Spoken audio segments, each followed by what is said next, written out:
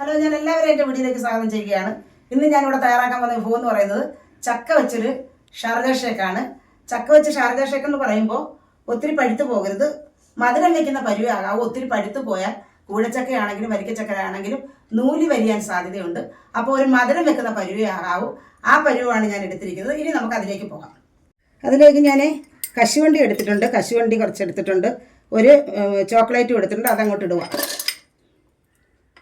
അതൊന്ന് അരച്ചെടുക്കാം നമുക്ക്. അതിനായിട്ട് കട്ടിപ്പാൽ മിക്സി വെച്ച് കട്ടിപ്പാലാണ് എടുത്തിരിക്കുന്നത്. അത് കുറച്ചൊഴിച്ച് നമുക്കിതൊന്ന് അടിച്ചെടുക്കാം.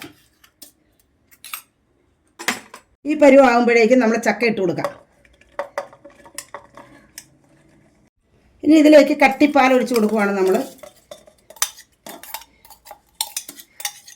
പഞ്ചസാര ആവശ്യത്തിന്, പഞ്ചസാര മധുരത്തിന് വെക്കണം, പഞ്ചസാര ഇട്ട് കൊടുക്കണം. ചക്കയ്ക്ക് വലിയ മധുരമില്ല, ചെറിയ മധുരത്തിലാണ് നമ്മൾ ചെയ്യുന്നത്. അപ്പം മധുരം ഏകദേശം ആയി കാണും. ഇനി ഇത് നമുക്കൊന്ന് അടിച്ചെടുക്കാം നല്ല വൃത്തിയായിട്ട്. ശരിയായിട്ടുണ്ട്. ഇനി അത് നമുക്ക് ഗ്ലാസ്സിലേക്ക് പകരാം.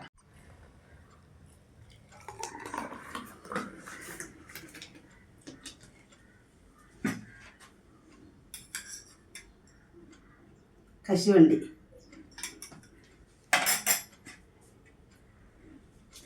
അടിപൊളി ചക്ക ഷാർജ ഷേക്ക് റെഡി ആയിട്ടുണ്ട്. സൂപ്പർ ടേസ്റ്റാണ്.